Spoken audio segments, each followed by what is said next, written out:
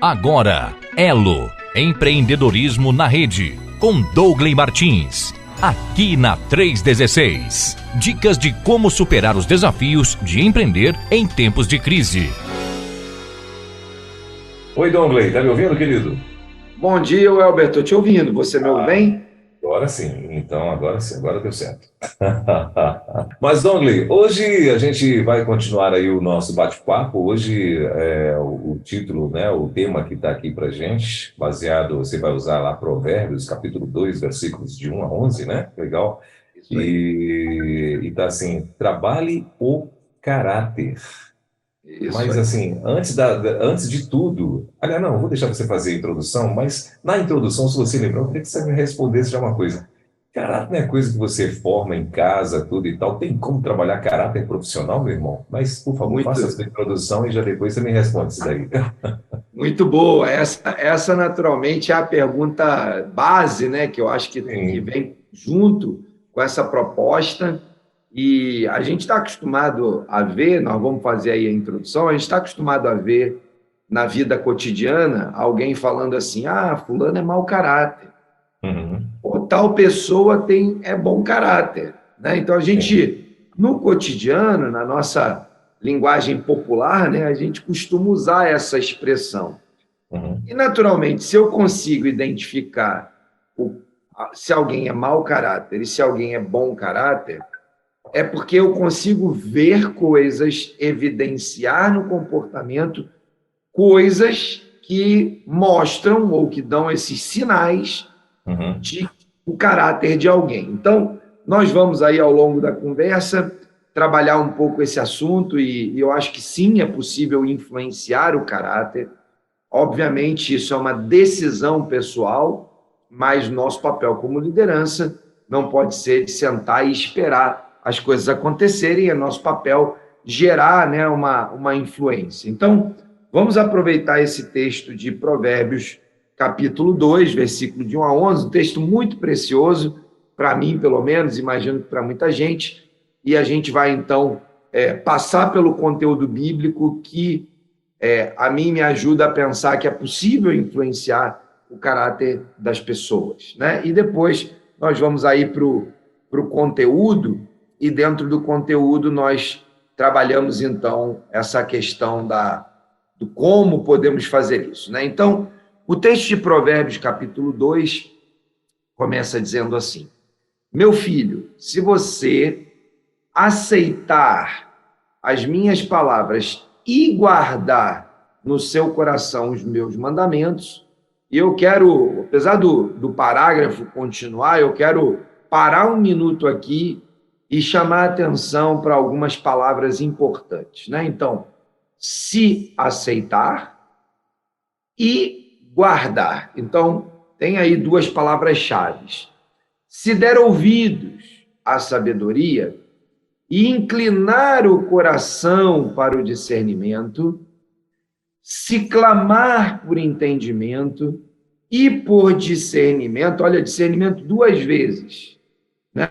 E por discernimento gritar bem alto, se procurar a sabedoria como se procura a prata e buscá-la como quem busca um tesouro escondido, então, se procurar sabedoria, como se procura prata? Não é de qualquer jeito, tem aí uma questão importante, porque ninguém procura um tesouro com baixa energia, ninguém procura um tesouro sem disciplina, ninguém procura um tesouro sem método, ninguém procura um tesouro sem um mapa ou sem uma orientação.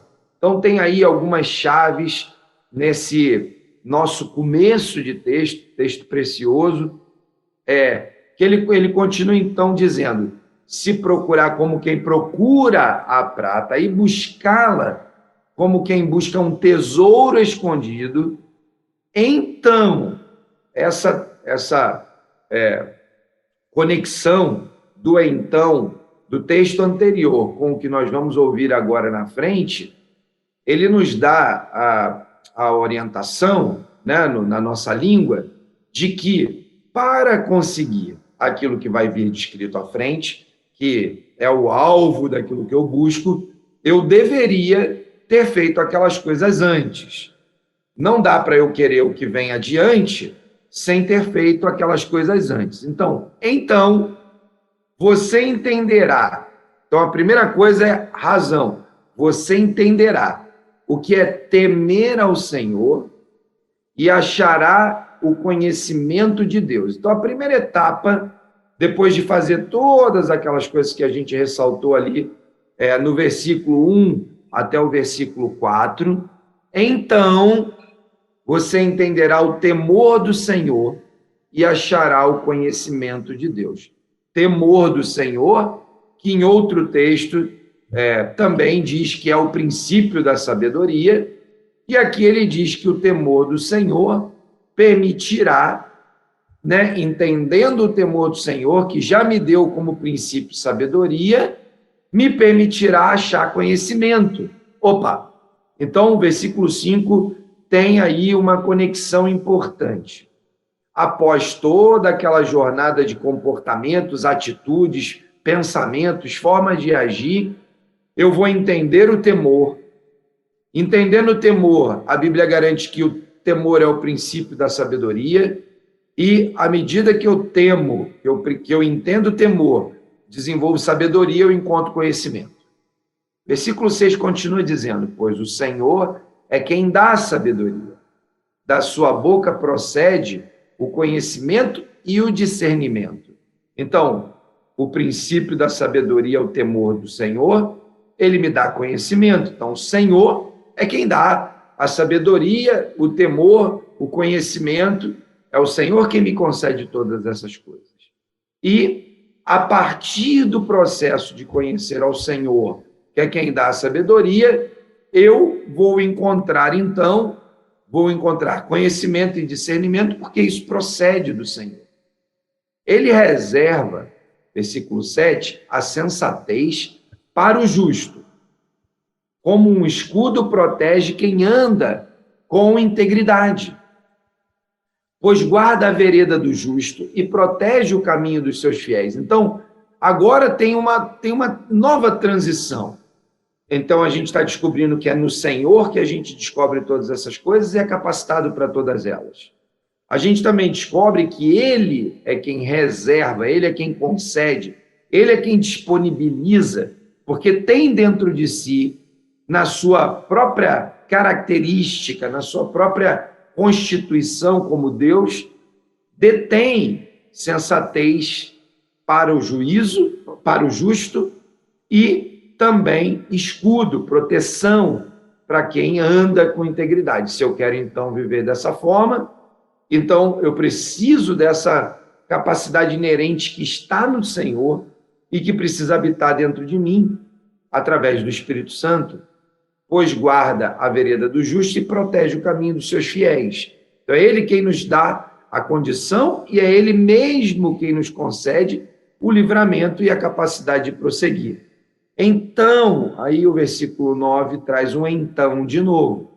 Tem uma primeira etapa, tem uma conexão então, tem uma segunda consequência, uma segunda etapa e mais uma conexão então. Então você entenderá o que é justo, direito e certo, e aprenderá os caminhos do bem, pois a sabedoria entrará no seu coração e o conhecimento será agradável à sua alma. O bom senso guardará e o discernimento o protegerá. Esses 3 versículos, eles dão uma espécie de arremate conclusivo da vida daquele que, conforme o texto, nós fomos lendo ali, ele foi nos ensinando que eu tenho, então, determinados comportamentos, voltando lá, se você aceitar as minhas palavras, guardar as palavras no coração, der ouvidos à sabedoria, inclinar o coração para o discernimento, clamar por entendimento e por discernimento, gritar alto, se procurar sabedoria como quem procura um tesouro escondido. Aí, beleza, fez tudo isso, então você entenderá o que é temer ao Senhor. Então, o primeiro passo é: ande, caminhe, cumpra determinadas características de comportamento, né? Busque esses comportamentos, então você vai entender. Então, razão, entendimento, vai entender o que é temer ao Senhor. E aí, na hora que você encontra o Senhor e entende o que é temer ao Senhor e o que isso pode produzir na sua vida, aí você entra numa segunda etapa, numa segunda fase, que é compreender quem é o seu Senhor, quem é Ele na sua vida.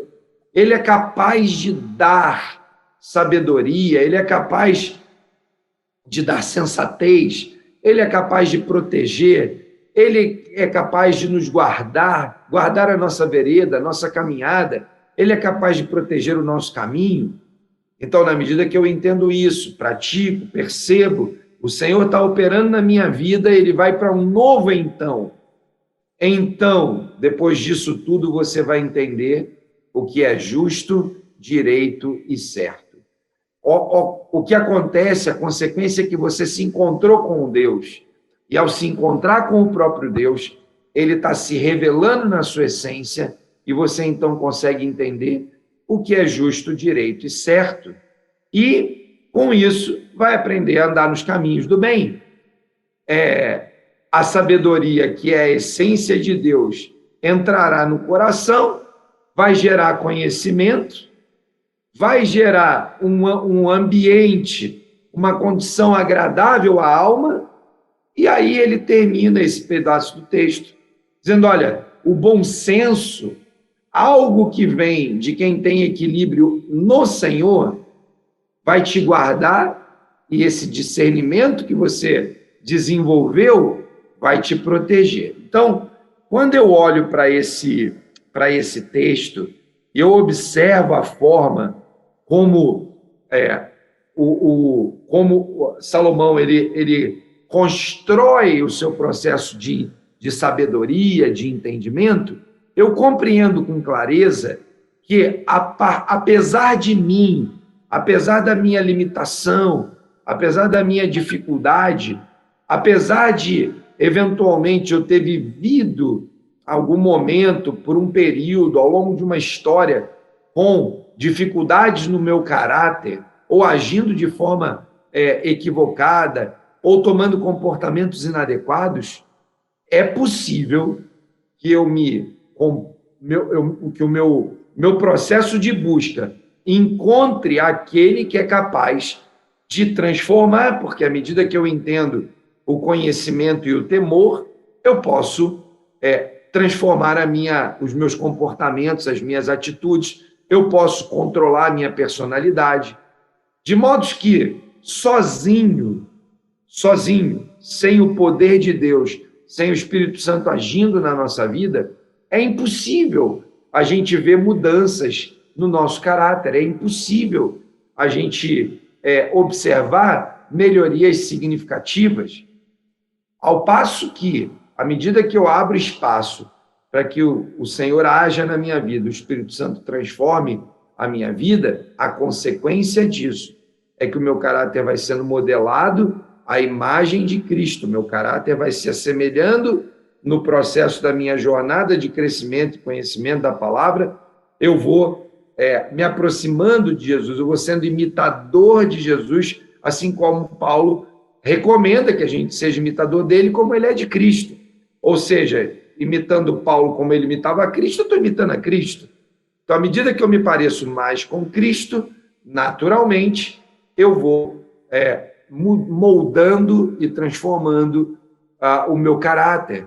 Então, logicamente, que o processo não é um processo simples e na grande maioria das vezes não é um processo imediato, ainda que o potencial de construção desse contexto novo de vida e de uma transformação de caráter esteja potencialmente dentro de mim, na medida que eu tenho um encontro com Jesus e o meu caminho que ia na direção A passou agora por conversão e regeneração aí na direção do caminho B, automaticamente o Espírito Santo que habita em mim tem inerente às suas ao seu poder, à sua capacidade, às suas características como Deus, tem toda a potencialidade que eu preciso para transformar a minha vida. Mas Paulo nos exorta quanto a essa militância que há dentro de nós, né? Entre o velho homem e o novo homem. Nós fomos alcançados, regenerados por Cristo, mas ainda nesse corpo cheio de corrupção, cheio de limitações do pecado, eu vou continuar aqui lutando, né, entre o meu corpo e a minha alma. Eu vou ter aqui um dilema, uma batalha constante que vai estar lutando dentro de mim, porque eu tenho desejos, vontades que não são exatamente as melhores, e aí o que eu faço é me abraçar com Cristo, me segurar no Espírito Santo, nos dons do Espírito, nas manifestações do Espírito na minha vida, para que eu possa lutar e o velho homem possa diminuir e Cristo possa crescer e o Espírito Santo possa dominar a minha vida.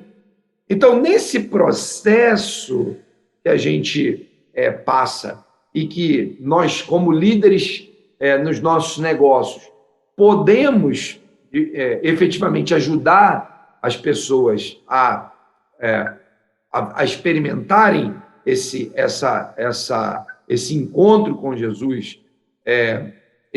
A gente pode, como eu tenho compartilhado aí algumas vezes, né, dentro do papel do empresário cristão no seu negócio, no seu chamado ao ministério no mundo do trabalho, no seu papel de evangelista e no seu papel de pastoreio, ele pode tanto anunciar o evangelho quanto cuidar daquela pessoa. As formas são as mais diversas, as estratégias são as mais, naturalmente, as mais inteligentes. A dinâmica como você vai fazer isso precisa estar adequada ao seu ambiente, ao seu contexto, à sua cidade. Tem uma série de fatores, né? Eu já tenho compartilhado isso amplamente. Você pode acessar também lá no site do Movimento Elo, no endereço movimentoelo.org.br, movimentoelo.org.br. Você pode acessar lá e lá dentro da plataforma você vai encontrar lá um documento chamado 102 Ideias de Ministério, que foi gentilmente cedido para nós pelo pessoal do Ministério C12 no Brasil, e nós, então, temos ali várias sugestões de como você pode conduzir o ministério na sua empresa, ao ponto de poder, com estratégias e com algumas iniciativas que você vai poder encontrar ali, ou vai poder compartilhar com outras pessoas e conhecer, né, outras estratégias, mas você pode usar essas estratégias para fazer com que mais pessoas no seu contexto profissional sejam alcançadas para Jesus e depois discipuladas e aos poucos fazer com que elas sejam integradas lá na sua igreja ou em outra igreja da preferência dessa pessoa, né? De modo que no nosso contexto de ministério no mundo do trabalho, nós precisamos estar atentos a esses dois papéis, de evangelista e de pastoreio, até o ponto em que a influência do nosso vocabulário, a influência das nossas decisões, a influência da nossa vida, da nossa conduta, das nossas escolhas, possa moldar com princípios e valores do reino o caráter de alguém.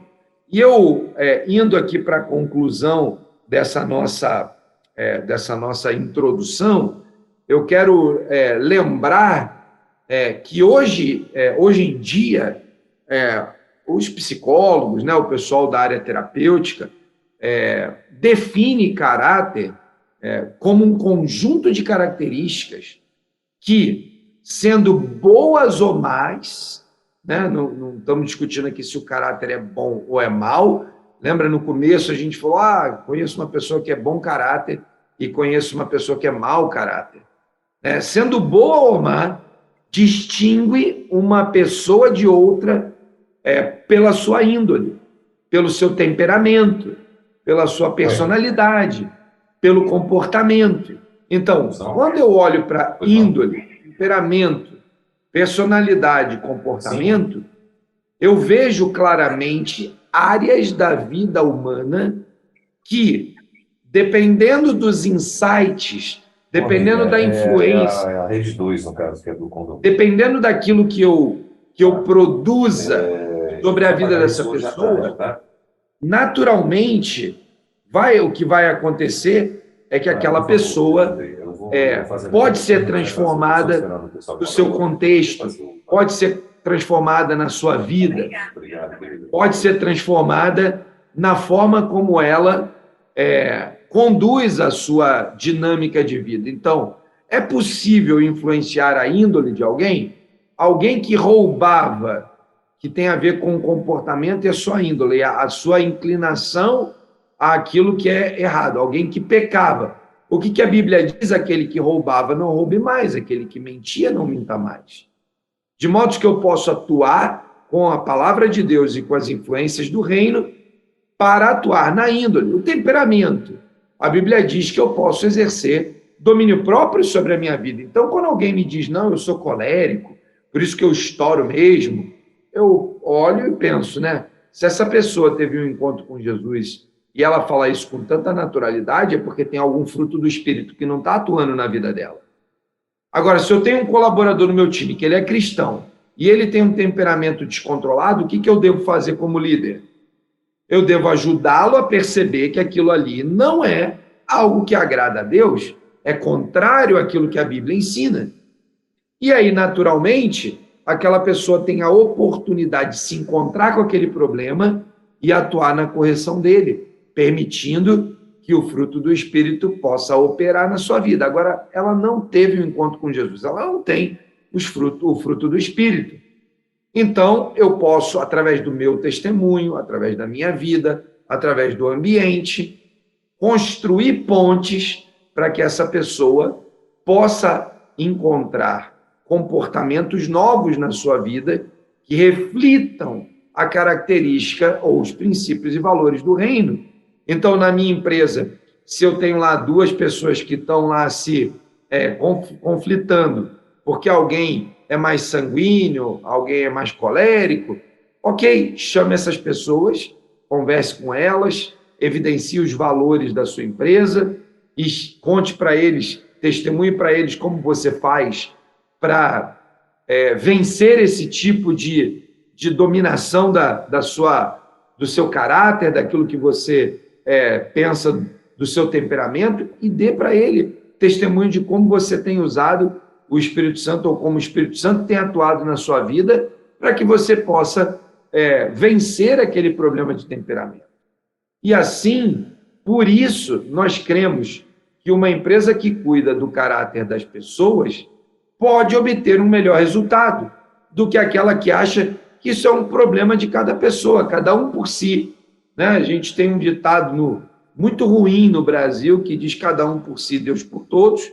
Esse é um ditado péssimo, porque isso faz com que a gente não assuma a responsabilidade de exercer influência sobre a vida de outras pessoas.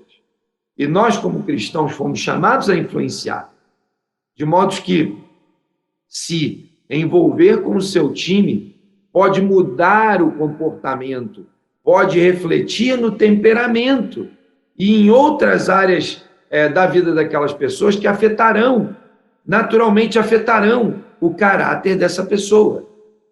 Como cristãos, devemos crer que uma pessoa que se encontra com Jesus será totalmente transformada, mesmo que isso seja um processo, ao ponto que a gente vai poder ver mudanças. E algumas dessas mudanças serão tão profundas na vida daquela pessoa que vai transformar o caráter daquele indivíduo. A Bíblia diz que aquele que roubava, né, falei agora há pouco, não roube mais, e o que mentia não minta mais.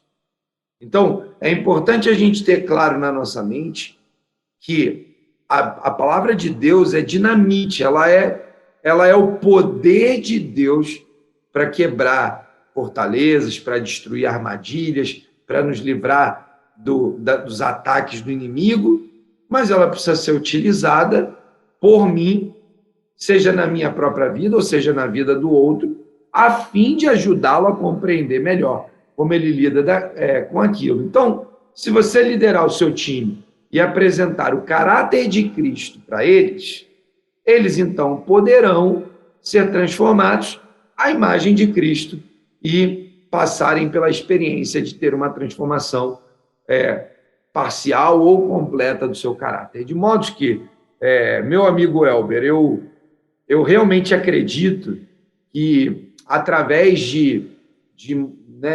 dessa nossa posição, dessa nossa atitude de líderes com princípios e valores cristãos, como empresa que tem o caráter de Cristo, nós podemos levar para essas pessoas uma influência capaz de gerar insights que permitirão que ela possa ir sendo transformada e o Espírito Santo operando na vida dela, e eu tenho convicção plena de que isso pode ser completamente transformado.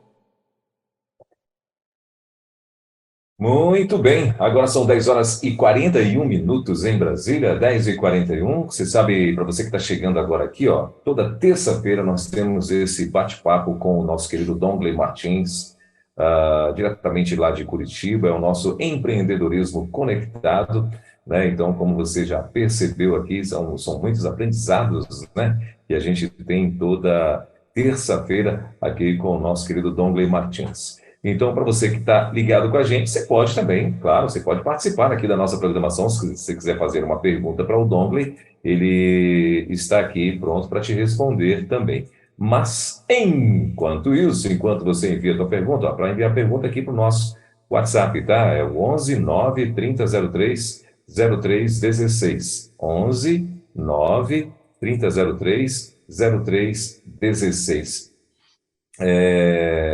Eu estou aqui tentando, Dongley, o meu computadorzinho. Não, agora voltou aqui, ressuscitou. Dongley, a primeira pergunta que a gente tem aqui para você eu devo deixar para cada líder ou pessoa, isso no caso de um empresário, né, da equipe, que escolha como desenvolver aí o seu caráter? Legal, essa é uma boa pergunta. Olhando para a ideia, né, ou pensando na ideia de um empresário, né, aquele que é empreendedor, mas empreende com seu próprio recurso, ou que tomou recurso no mercado para empreender, então, aquilo que nós costumamos chamar de dono do negócio, quando eu falo para pessoas que são donas do seu próprio negócio, eu tenho dito para elas que elas precisam assumir uma posição de donos que tem princípios e valores do reino. Quando, então, eu olho para isso sob essa perspectiva, eu tenho, então, o dever, não só o direito, mas o dever de exercer influência sobre o meu time. Né? Eu comentei que meu nariz vermelho dessa semana está ligado a essa agenda, né, de planejamento estratégico de uma empresa de empresários cristãos. Gente comprometida com o reino, interessada em influenciar a vida de pessoas. Bom, nós estivemos ali reunidos, cerca de 25 pessoas, 24 pessoas, trabalhamos ali por alguns dias, cerca de 3 dias ali, e nós podíamos apenas ter ido lá, feito as tarefas, feito as dinâmicas, escrito os nossos objetivos, metas, revisado missão, visão, valores. Poderíamos ter escrito planos de ação, projetos naturais de uma reunião com o propósito de fazer planejamento estratégico.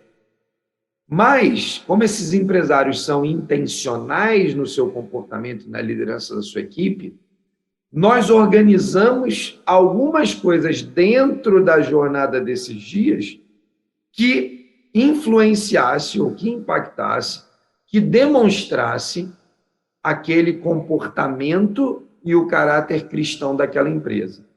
Então, nós oramos a cada começo de turno de trabalho ali, né? No começo da manhã, no final da manhã, no início da tarde. Nós oramos por sabedoria, oramos por discernimento, oramos por gestão do tempo, oramos por relacionamentos entre pessoas que iriam trabalhar nos projetos ali durante todo aquele tempo. Ou seja, nós investimos para que aquelas pessoas pudessem compreender quanto de influência nós queríamos que Deus exercesse através da manifestação do Espírito Santo na vida de todo mundo que estava ali trabalhando. Nós não queríamos só os insights brilhantes, de cabeças brilhantes de profissionais bem treinados. Nós queríamos clareza de Deus, se aquele rumo que nós estávamos tomando era o rumo correto para aquele trabalho. Quando nós percebíamos que alguma coisa estava desviando do rumo, nós voltávamos para o rumo, falávamos: Deus, capacita a gente para continuar andando no rumo. De modo que, quando eu sou, então, o dono da empresa, eu sou o empresário e empreendedor que tomou o risco do capital e que tem sobre si a responsabilidade de conduzir o seu negócio, eu creio firmemente, Welber, firmemente, que é nosso papel exercer influência objetiva, intencional.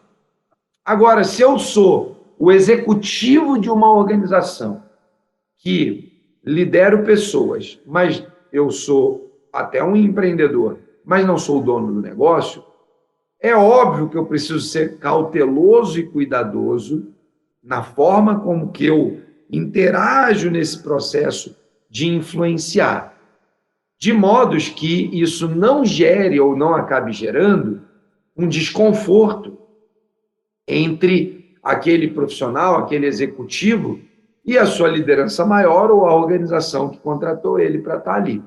Precisa ser um pouquinho mais hábil. Não quer dizer que não deva fazer, só precisa ser um pouquinho mais hábil. Eu dei esse preâmbulo para dizer, se você então não faz isso, você delegou a cada um a condução da sua própria vida e, como consequência disso, a decisão de como ela vai construir e fortalecer as bases do caráter dela. Então, não acredito que a gente deva deixar isso totalmente à mercê da boa vontade, da intenção ou daquilo que cada um trouxe para dentro da empresa. Eu realmente acredito que é nosso papel como líder influenciar a nossa equipe para que o caráter deles seja transformado. Você pode ter na sua equipe alguém que tem algum desvio de comportamento e que precisa intencionalmente ser ajudado e ser corrigido. Uma vez alguém falou assim para mim, né? Eu tive uma conversa com uma pessoa na empresa, eu era nessa época um executivo, não era o dono da empresa. Mas sentado na cadeira de executivo, eu nunca abri mão de exercer a minha influência sobre o meu time. E tinha uma pessoa no meu time traindo a esposa. Eu fiquei sabendo desse episódio, eu não conhecia os detalhes, mas eu fiquei sabendo, né, por uma conversa dessas de corredor, e eu falei, bom, beleza, primeira coisa, gastei um tempo orando, pedindo discernimento do céu para abordar essa pessoa, ele não era cristão, e aí um dia eu chamei, né, passado ali uns 2, 3 dias, eu fiquei sabendo, chamei essa pessoa na minha sala, sentei com ela, falei, olha, ainda que você possa imaginar que eu não tenho nada a ver com a sua vida, e talvez você tenha razão em certa medida, eu queria que você soubesse que eu me importo com o resultado da sua vida. Eu queria que você soubesse que você é importante para mim, eu queria que você soubesse que as decisões que você vai tomar não só impactarão a sua vida, mas impactarão a vida da sua família, a vida da empresa, os relacionamentos, e talvez você não esteja enxergando que um determinado comportamento que você talvez possa achar que é uma deliberação única e exclusivamente sua, uma decisão unilateral sua vai gerar um efeito colateral gigantesco. Eu escutei aqui no corredor da empresa e isso significa que muita gente já está conversando sobre isso. Eu queria te dizer 3 coisas. A primeira, cara, eu sinto muito por não ter influenciado a sua vida mais do que eu já tentei influenciar, ao ponto de, né, te fazer refletir que esse tipo de comportamento não vale a pena. 2, apesar de eu não ter sido suficientemente capaz de fazer isso, eu quero me colocar aqui, nesse momento, à disposição de entender o que está acontecendo e tentar, de alguma forma, te mostrar os riscos e consequências dessa decisão ou desse comportamento. E 3, como líder aqui profissional da sua vida como líder profissional, o que eu tenho para te dizer é que as decisões que você tomar podem gerar consequências na sua vida e aqui no seu trabalho. De modo que reflita sobre isso e eu quero me colocar aqui à disposição para discutir esse assunto. Você já pensou nisso, já pensou nisso, já pensou nisso, já pensou nisso? Bom, então, Elber, eu fui lá, conversei com ele.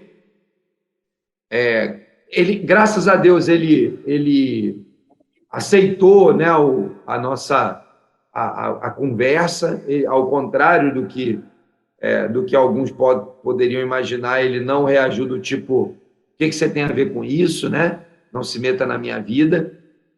Ele ouviu, e eu acho que isso tem a ver com o fato de que eu sempre tive ali por perto, sempre caminhei próximo, então não era uma situação isolada, daquela do tipo, apareceu alguém aqui para apontar o dedo para mim. Ao contrário disso, era alguém que a gente convivia, estava sempre por perto, e a experiência que a gente viveu foi uma experiência muito dura, né? Porque, no final, de fato, ele tomou a decisão de se separar da sua esposa. Nós conversamos por vezes, várias vezes. Ele falou, bom, já que você está me dando essa oportunidade, eu quero usar, eu quero ter, né, como conversar.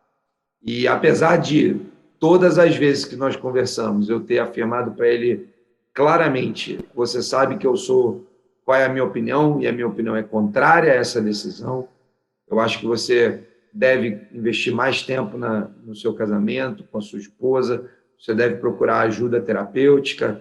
Apesar de tudo isso, e de eu ter reafirmado tantas e tantas vezes a verdade, né, que eu acredito de que o Espírito Santo pode transformar a vida das pessoas e restaurar casamentos e tudo mais, né? Dei para ele vários exemplos de casamentos restaurados. Ainda assim, no final de tudo, os dois, tanto ele quanto a esposa, a ex-esposa, nesse momento de hoje, a ex-esposa, naquele momento, a atual esposa, ela também não queria um processo de restauração e acabou culminando de fato, com a separação, o divórcio.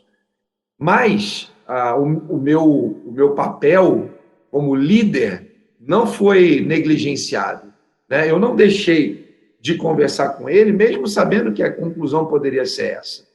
Eu não deixei de trabalhar a vida dele, ministrar o coração dele, apesar de saber que ele estava com o coração endurecido, né? Então, a nossa escolha como líderes não é a escolha da ausência, não é a escolha da abstenção. A nossa escolha como líder é a escolha da presença. E aí, quando eu tenho presença na vida da minha equipe, fica mais fácil de eu fazer intervenções como essa, ou como outras que você certamente já viveu aí no dia a dia da sua empresa, né? E aí eu posso sair daquela posição de que o problema é dele, ele que é o mau caráter, ele é que tem, ou ela, né, que tem esse comportamento, e eu não tenho nada a ver com isso. Não, nós fomos chamados para exercer influência sobre a vida de pessoas. Liderar tem várias definições, Elber, no contexto acadêmico, né? Depois de ler várias definições, eu escolhi, para a minha própria vida, né, estabelecer uma definição sobre liderança. No meu vocabulário, eu tenho dito que liderar é fazer coisas extraordinárias com gente simples. Eu entendo que quando eu tenho o Dream Team, né, quando eu tenho o melhor time, é fácil fazer coisa extraordinária. Talvez seja difícil liderar gente simples que não tem tantos recursos disponíveis. Tá? Então, é isso. Eu creio que o nosso papel como líderes o papel de exercer as influências. É isso aí, Will. Muito bem, agora 10 horas e 55 minutinhos, e tem mais uma pergunta aqui, Douglas. E essa é bem interessante, né? Porque tem algumas pessoas que agem mais radicalmente, né? Mas dentro da linha de pensamento que você está dando aí, eu estou curioso para saber o que você aconselharia para esta pergunta. E a pergunta é a seguinte: como lidar com uma pessoa do seu time que tem um desvio de caráter? Muito legal. Bom, eu vou dar um exemplo que eu estou vivendo agora, nesses dias. Sim. Numa das empresas que eu acompanho, nós tivemos um gestor da empresa que tomou uma decisão, na nossa percepção, baseada em desvio de caráter. A empresa é uma empresa cristã, de valores e princípios cristãos, e nós oramos por essa situação para ter discernimento de Deus, né, espiritual, de qual caminho a tomar. A conclusão que nós tomamos nesse caso especificamente foi de que valia a pena dar mais uma oportunidade. Chamamos essa pessoa, tivemos uma conversa com ela, alinhamos algumas coisas, confrontamos o problema, né? Porque a questão aqui chave não é se eu vou aceitar, sem falar nada ou sem me manifestar, um comportamento de desvio de caráter. Essa não é a questão. Essa não é a possibilidade, né? Vamos ser pragmáticos nisso. Essa não é uma possibilidade. Alguém na minha equipe que tem um desvio de caráter precisa ser tratado, confrontado, questionado. O que acontece é que, ao identificar e ao conduzir a solução de uma situação de desvio de caráter, eu preciso compreender o contexto desse episódio, né? Existem episódios em que aquele comportamento ele pode ser até tratado, pode ser administrado, mas ele precisa estar fora daquele ambiente de trabalho. Não dá mais para conviver ali, porque gerou alguma situação que é impossível ser contornada. Questões que envolvem problemas legais, questões que envolvem problemas na justiça, questões que envolvem problemas com os clientes, né? Coisas que, no extremo, no limite, destruíram as relações ao ponto de que temporariamente ou definitivamente não tem como ter aquela pessoa naquele contexto. Talvez eu tenha que afastá-la ou mudá-la de área, ou, né, mudar de alguma... Se é uma empresa maior, talvez mudar de filial, mudar de região. Então, em geral, o que eu tenho feito é olhar para aquele problema, entender de fato qual é o problema, para poder entender que área do caráter... Lembra que nós falamos aqui que, hoje em dia, né, esse tema do caráter ele é analisado, ou seja, as pessoas definem que caráter é um conjunto de características, né, que passa pela índole, pelo temperamento, pela personalidade, pelo comportamento. Esse conjunto de coisas compõe aquilo que a gente chama de caráter. Quando nós olhamos para o episódio, para o que aconteceu, para aquela situação, e identificamos a natureza, a origem daquele problema de caráter, isso nos ajuda a poder dizer o seguinte: olha, legal, o que aconteceu está ligado a um comportamento. Bom, um comportamento eu posso orientar, corrigir, ajustar, e a pessoa, se ela de fato percebeu que aquela decisão, aquele comportamento foi inadequado e que aquilo manchou o seu caráter, e ela decide mudar o seu comportamento, ótimo, eu posso dar uma nova chance. Agora, eu tenho um problema ligado, por exemplo, ao temperamento. Aquela pessoa, ela é explosiva e ela está numa atividade ligada a atendimento ao cliente. Aquela pessoa, por conta da sua natureza e da forma como ela gerencia o seu comportamento, o seu temperamento, a sua índole, ela desacatou um cliente. Por uma questão de prudência e sabedoria, você não vai deixar aquela pessoa continuar a trabalhar ali no atendimento ao cliente até que você perceba que houve uma mudança no comportamento, no caráter, no temperamento, uma capacidade de dominar suas emoções, sob pena de você destruir o seu negócio. Então, uma coisa é o que eu vou fazer no campo da oportunidade da transformação do caráter, a outra coisa é como eu vou agir e transformar a vida daquela pessoa no ambiente de trabalho. É natural que, em alguns casos, no extremo, eu vou ter que mandar essa pessoa embora. Em outros casos, eu vou trocar ela de posição e dar uma nova oportunidade para ela até que ela consiga dominar o seu comportamento, o seu caráter, sua personalidade. E, em alguns casos, eu vou fazer um processo de discipulado, de disciplina, de exortação, de condução, e vou manter a pessoa ali no mesmo lugar. Então, existem várias possibilidades ou circunstâncias, e eu acho que a resposta não é simples, como talvez algumas pessoas imaginariam, do tipo, é mau caráter, manda embora, né? Então, eu creio que nós fomos chamados por Deus para liderar um ministério no mundo do trabalho, e o ministério no mundo do trabalho não é diferente, na essência, do ponto de vista do evangelho, do ministério da reconciliação. A questão é como que eu ajo naquele ambiente. Eu vou dar um exemplo. Se nós estivéssemos na igreja local, você tem lá alguém que está na liderança de um ministério, aquela pessoa comete um pecado, né, um pecado grave, um pecado que influencia a vida das pessoas que são lideradas por aquele líder. O que você vai fazer? Vai manter ele naquela liderança ou vai tirá-lo temporariamente, botar ele numa área mais reservada, acompanhar mais de perto e tratar esse problema até que ele esteja curado, possa ser transformado e, eventualmente, voltar para a liderança? É assim que a gente faz, né? Ou, em geral, é assim que se faz.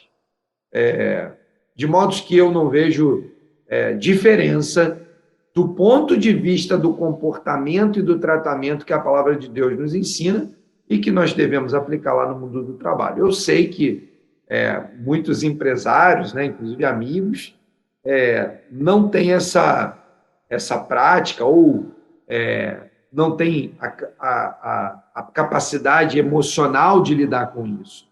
Não desenvolveram a capacidade de lidar com uma traição, de lidar com um comportamento exagerado, inadequado, e aí ele prefere mandar embora do que tratar. Eu tenho insistido, inclusive com esses amigos, né, que nós fomos chamados para o ministério no mundo do trabalho para transformar a vida de pessoas, né?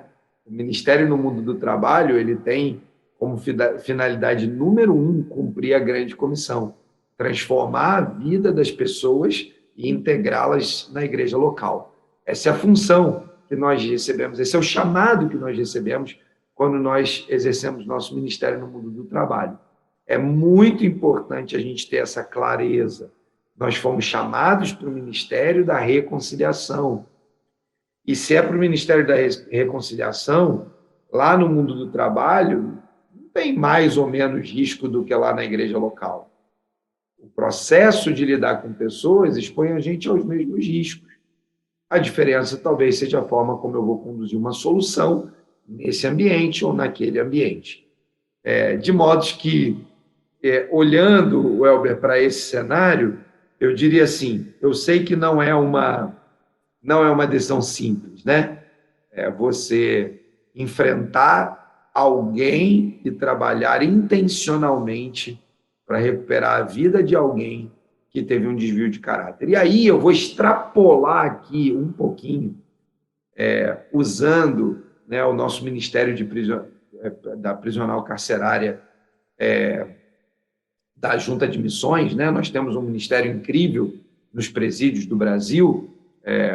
Pastor Luiz Carlos Magalhães é meu colega de muitos anos, né? Estamos aí, somos amigos desde a juventude, e eu fico pensando, né, se a gente não acreditar que o caráter pode ser transformado, encerra esse ministério. Porque se tem um lugar onde provavelmente existam pessoas com desvios de caráter dos mais complexos para serem resolvidos, essas pessoas provavelmente estão lá dentro das penitenciárias. Né? Às vezes a gente bota isso em escala, né? Eu não quero aqui fazer escala de pecado, não é isso, porque para Deus não tem essa diferença. Deus olha para a minha mentira, para a traição, para a minha falta de fidelidade, da mesma maneira que Ele olha para o assassinato, né? Do ponto de vista de Deus, os pecados estão lá e precisam ser todos eles perdoados. Mas do ponto de vista de consequências na sociedade, certamente as consequências são diferentes. Então, nós, naturalmente, olhamos para aquelas pessoas que estão encarceradas e pensamos, olha, esse cara é mais mau caráter do que aquele que mentiu lá na empresa para o cliente. Né? Esse juízo de valor existe. Goste a gente ou não, nós fazemos esse juízo de valor. Mas ele não deveria, né? Ele deveria ser um juízo de valor diferente. Qual é a complexidade de trabalhar a restauração do caráter de alguém que matou alguém, de alguém que roubou, de alguém que mente? Qual é a diferença de tratamento que eu preciso dar para cada uma dessas características do desvio de caráter?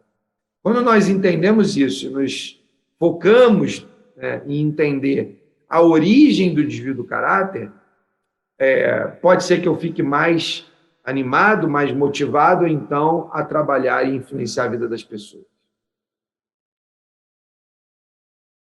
Muito bem, Dongley. E, Dongley, tem uma pergunta aqui também de uma ouvinte, né? Eu estava dando uma checada aqui geral. E tem uma pergunta que eu achei bem interessante de uma ouvinte nossa lá da Bahia, né? Que está aqui com a gente. Eita, coisa boa! Todos os dias. Ela...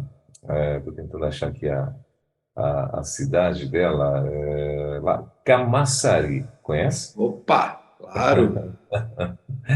Camaçari, lá na Bahia, da nossa querida irmã Cirlândia. E ela fez a pergunta interessante aqui, Dom, ela está dizendo assim: bom dia, patroa e funcionária são amigas. Como separar isso no ambiente de trabalho, Dongley? Aí ela botou mais aqui, ó. Ela teve uma experiência e não foi muito boa. Tanto da parte dela, ficava constrangida em conversar sobre algo que estava errado, como, assim, da parte dela, que ela está falando parte dela, acho que... Patroa, né? Como ela também, né? Ela disse que não ficava bem e tal, em algumas coisas que a patroa talvez compartilhasse com ela. E ela está perguntando como que você fala isso. Muito bom. Nós, os latinos, temos uma característica que nós temos dificuldade de receber feedback, né? Nós temos uma tremenda dificuldade de ouvir a verdade. Nós temos uma tremenda dificuldade de sermos confrontados com os nossos erros. Então, está um pouco no DNA do latino, mas nós, como cristãos, precisamos romper essa barreira. Nós precisamos aprender a dar e a receber os retornos, né? O feedback, o feed forward, como alguns gostam de dizer, né? Seja aquilo que impulsiona para frente. Mas nós precisamos aprender a separar aquilo que é pessoal daquilo que é comportamental, profissional e lidar com isso de uma maneira saudável, ao ponto de que não fique pessoal aquilo que é profissional. Então, a patroa me chamou e falou: olha, não está tão bem limpo aquele banheiro. Qual é o ouvido que eu deveria ouvir isso? O ouvido, né? Estou falando aqui no caso de uma autônoma que faz serviço de limpeza, né? Aliás, abre uma aspas aqui, né? Uma dessas viagens aí internacionais para os Estados Unidos, nós estávamos lá numa casa, chamamos uma pessoa para fazer a limpeza, a moça da limpeza chegou de Mercedes, né? E aí eu fiquei impactado, né? Porque, cara, nem eu ando de Mercedes, né? Eu falei, caramba, o paradigma da nossa mente do eu sou melhor, o limpador, né? As hierarquias profissionais. Aí, depois de um tempo, né, o Espírito Santo foi falando no meu coração, falou, se alegra porque ela anda de Mercedes, entenda a realidade de cada país e entenda como é que as dinâmicas são.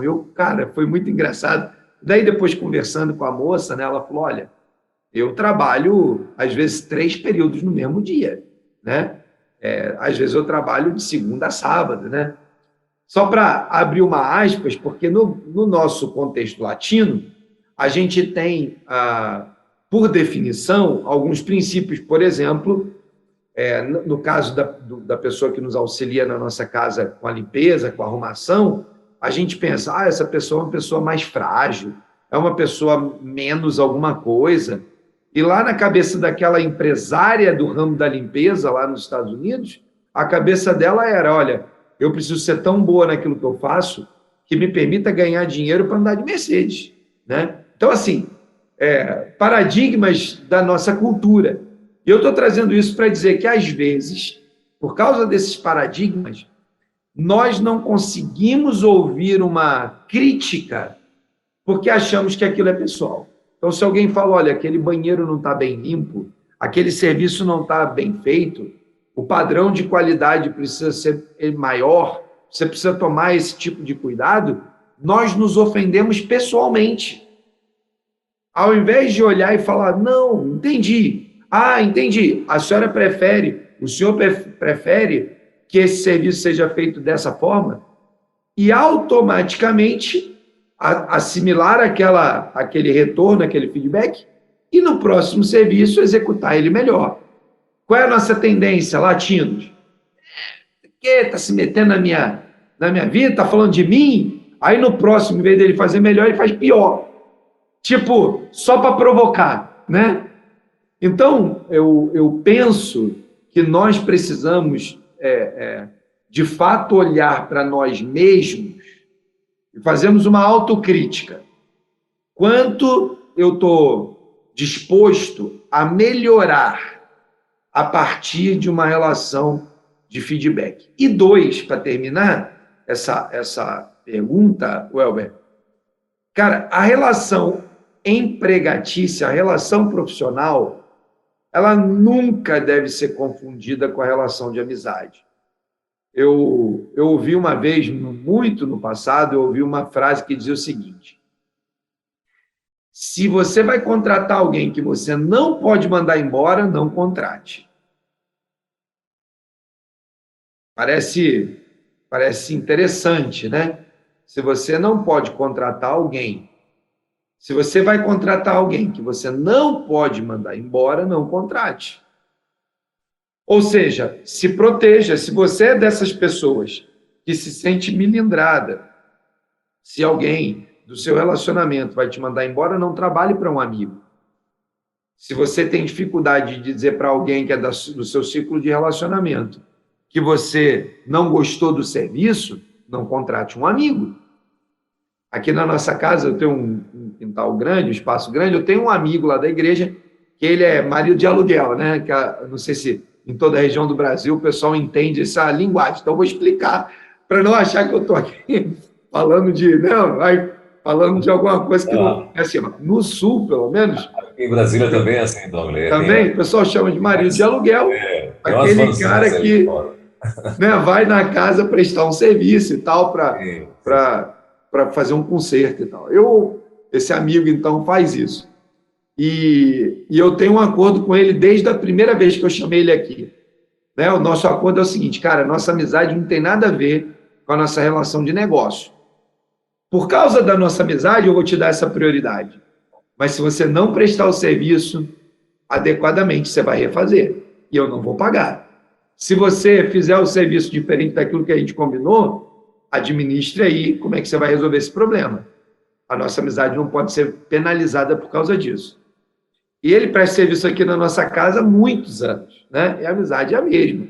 E quantas vezes ele teve que refazer o serviço? Por quê? Porque não atentou para a orientação, fez na pressa, fez de um jeito que não checou se era aquele mesmo. Então, essa relação de amizade deveria ser preservada acima de qualquer coisa, né? E a gente, às vezes, confunde essas relações e não toma o devido cuidado. Mas isso é uma característica muito nossa, né, dos latinos, e que a gente precisa aprender a lidar com ela. Então, para minha amiga, como é que era o nome dela, Welber? Cirlândia. Como? Cirlândia. Cirlândia. Cirlândia é isso, né? Se você não pode dizer não para o seu amigo, que é seu empregador, ou vice-versa, então é melhor você não fazer essa atividade junto com ele, né? Procura uma outra atividade, porque senão, certamente, vai haver oportunidade para o diabo destruir a amizade, né? E assim como família é mais importante do que qualquer causa política, amizades são vínculos que o Senhor nos dá e que a gente precisa preservar com muito carinho. E às vezes também, ainda tem também, né, Dongley, o lado do desabafo, né? Do patrão, né? Às vezes ele vem desabafar com o funcionário e acaba se excedendo, dando nomes, né? Aí a pessoa que está ouvindo, ele de fato fica constrangido. Eu falo que isso também já aconteceu comigo, né? De a pessoa vir e tal, e ela vem desabafar e vem falar mal do cara que estava prestando um mau serviço e tal. E aquilo aí, o cara também, você tem uma certa, né? Um certo relacionamento, uma certa relação com o cara e tal. E fica aquele trem. Acha que tem a liberdade de dialogar sobre aquilo, ou seja, na prática, né, tem um ditado que a gente usa quando a gente está construindo equipes de alta performance, que a gente diz o seguinte: líder chora para cima.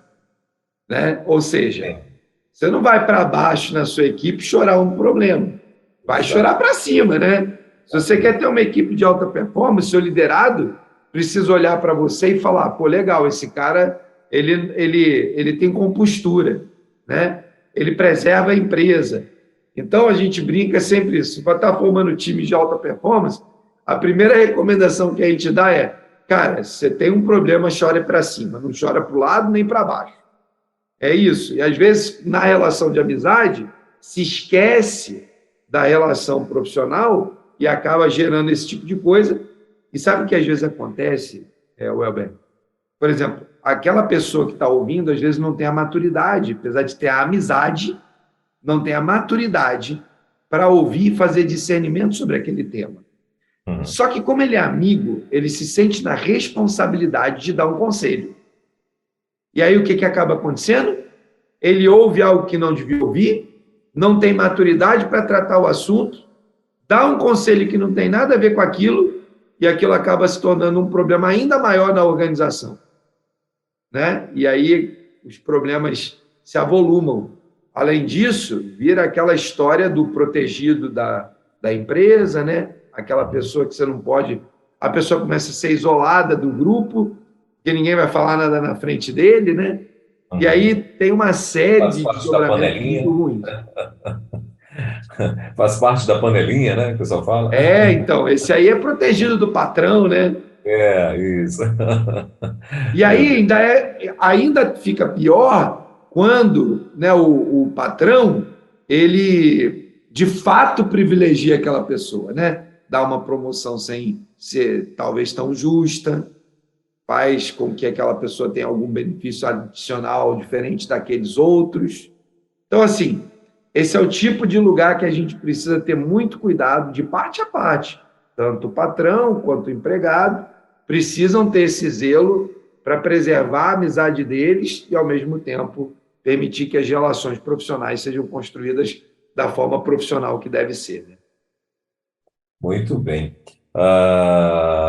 Bom, são 11 horas e 19 minutos, o tempo voou aqui, né? Eu tinha mais uma pergunta, Dom, para te fazer dentro do que você está falando. E aí eu não sei se você vai ter tempo ainda, Fica à mas vontade. a pergunta é a seguinte: por exemplo, eu já tive uma experiência, né? Você falando sobre essa questão de amizade, patrão e tal, em que pessoas, né, chegaram até nós, né, dizendo que tinham dificuldades, né, ah, de reivindicar, vamos dizer assim, algo, e até mesmo, ele falou o seguinte, que a conversa tinha extrapolado, né? Ou seja, a conversa já não tinha mais, não tinha mais como ele avançar numa negociação. Ele saiu da empresa, né? E foi deixado o valor para trás para receber, e só que eram amigos, né? E ele também não tinha como.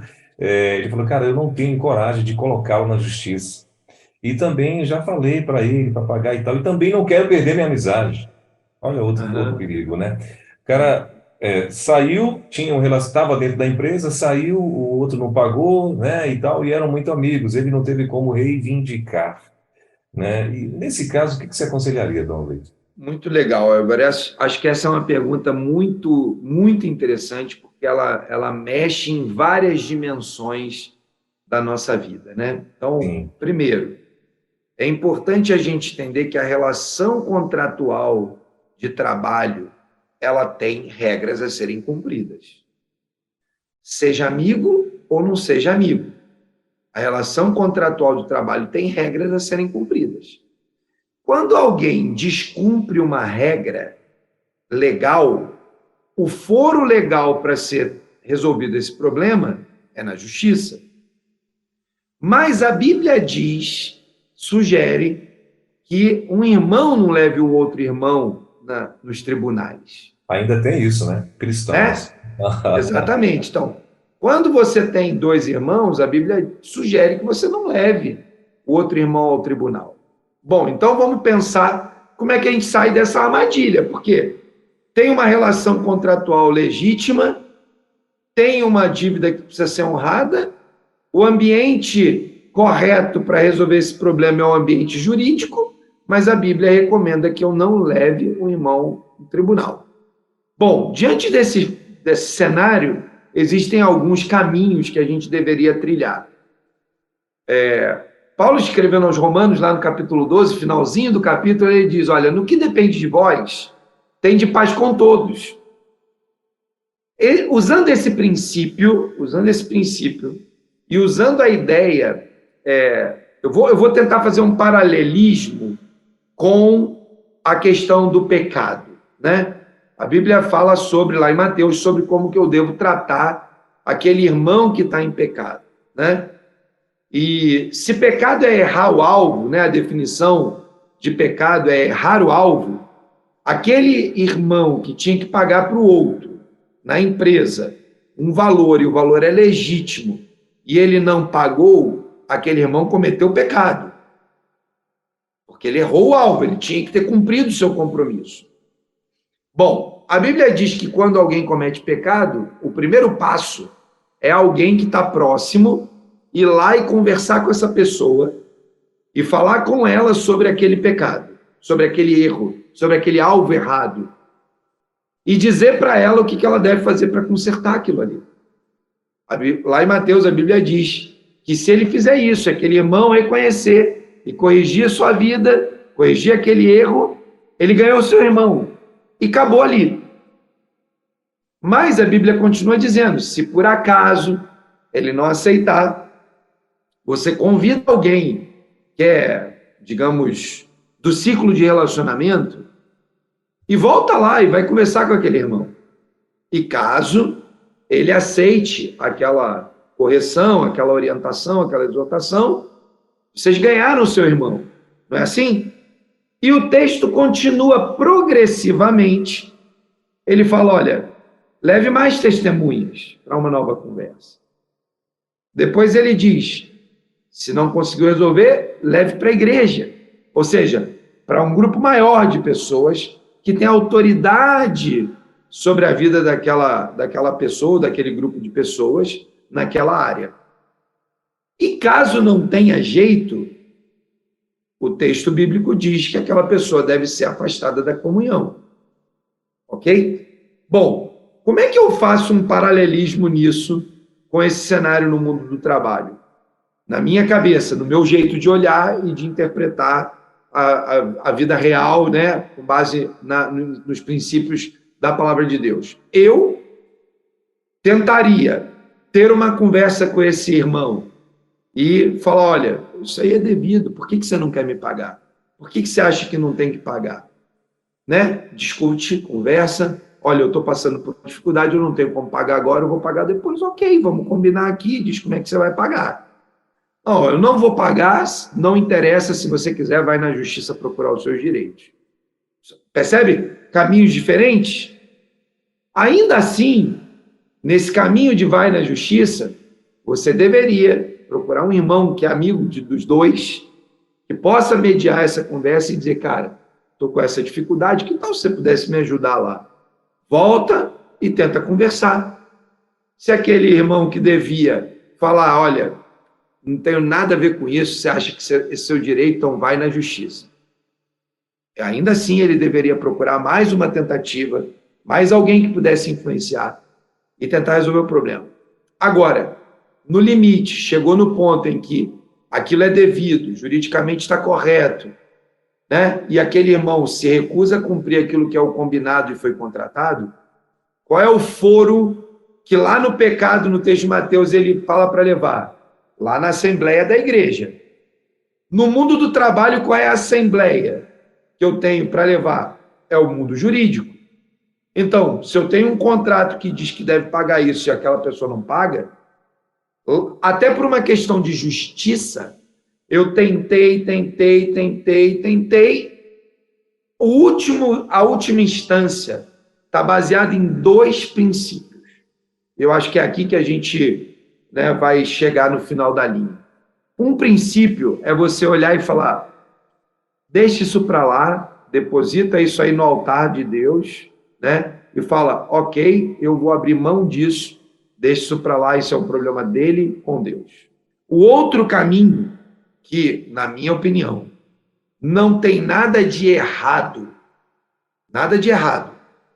mas é uma decisão, né? Assim como não tem nada de errado eu falar, deixa isso para lá, isso é uma causa que Deus vai tratar um dia, também não tem nada de errado no mundo do trabalho eu questionar no foro legítimo adequado se aquilo é um direito ou não. Então eu creio nessas 2 soluções no final. A jornada é essa, mas no final você deve orar e falar, Deus, é justo eu deixar isso aqui no altar e deixar isso por tua conta? Ou é justo eu ir adiante e questionar no fórum adequado se aquilo está certo ou está errado e buscar aquilo que é seu direito, né? Então, dadas essas circunstâncias, eu não faria um juízo de valor de alguém que decidiu deixar isso para lá e colocar diante de Deus em oração, e eu não faria nenhum juízo de valor de alguém que fosse questionar no foro adequado e perguntar, isso é justo, está certo ou está errado? E receber uma orientação jurídica sobre aquilo. Sinceramente, eu não vejo nenhum problema. Não fosse assim, todo cristão que tivesse um problema no seu imóvel não iria na justiça. Todo cristão, ou seja, mas a Bíblia fala sobre um irmão com outro irmão, não fala sobre o ímpio. Mas espera aí. Se eu tenho um irmão que tem uma coisa que é legal, contratada, correta, e ele se comporta como ímpio, será que agora eu estou tratando com ímpio ou estou tratando com irmão? Então, no meu entendimento, é hora de você tomar uma dessas 2 decisões. E as 2 decisões precisam ser decisões de oração, de coração. Precisa gastar tempo diante de Deus e dizer, vou por aqui ou vou por aqui? E o seu coração deve estar em paz quanto a isso. Legal. Na época, isso foi, sei lá, 2004 mais ou menos, e era um valor de comissão, né, que ele tinha para receber e tal. E aí teve toda uma situação, né, e acabou que ele não recebeu. E aí, quando a orientação, né, que eu particularmente dei para ele, foi assim, eu não dei toda essa explicação, até porque não tenho habilidade para isso, mas eu fui curto e grosso no sentido, eu falei, meu irmão, ou você libera, ou você bota na justiça. Não tem outra alternativa, Isso né? aí. Então, assim, se você liberar, né, aí é você e tal. E aí ele ficou na dúvida, ficou pensando, mas não botou, não. Enfim, É continuou a uma amizade. decisão, e as decisões precisam ser, as decisões precisam ser, tipo, cuidadas com muito carinho. E mesmo quando eu vou à justiça, não faça publicidade disso, não torne esse assunto um assunto da família tão amplo, não faça com que, não permita que isso ganhe a dimensão que não precisa ter. Não permita que o diabo se aproveite ainda mais daquilo que já é uma situação fora da realidade, entendeu? Então, eu diria o seguinte, se você vai liberar, libere e guarde isso. Não precisa anunciar. O que a mão direita faz, a esquerda não precisa saber. Agora, se você vai na justiça, da mesma maneira, não fique aí contando para todo mundo, fulano fez isso, fulano é picareta, né? Guarda isso contigo. Não edifica ninguém e não produz glória para o reino de Deus absolutamente nenhuma. Guarde isso para você, deixe isso no seu coração, talvez ser com a sua esposa, no máximo, né? O seu marido, mas não fique levando isso adiante, porque isso não edifica em nada. Muito bem, e esse foi aí o nosso elo empreendedorismo conectado hoje aqui com meu amigo Dongley Martins, como acontece toda terça-feira, temos esse bate-papo aqui na Rede 316. Dongley, tem mais uma coisa que você gostaria de acrescentar? Não, só agradecer, né, Elber, mais uma oportunidade, compartilhar. Semana que vem vamos continuar falando sobre caráter, vamos aprofundar um pouquinho mais essas ações que transformam, que podem transformar o caráter das pessoas. Vai ser um privilégio poder, né, ter todo mundo aí nos ouvindo e vai ser muito bom se você puder convidar mais pessoas para acompanharem a gente aqui. Vai ser uma bênção a gente poder trocar essas experiências. Maravilha. A Cirlândia está agradecendo aqui, ela falou que a amizade lá com a amiga dela continua, né, e falando que Deus continue abençoando a nós aqui da rede e tal. Amém. Obrigado, Cirlândia. Dongley, obrigado, querido. Boa semana para você. Até terça-feira, permitindo Deus, às 10 da manhã, a gente vai estar de volta aqui na Rede 316 na próxima terça. Valeu? Amém. Obrigado, Semana querido. abençoada, meu irmão. Valeu para nós.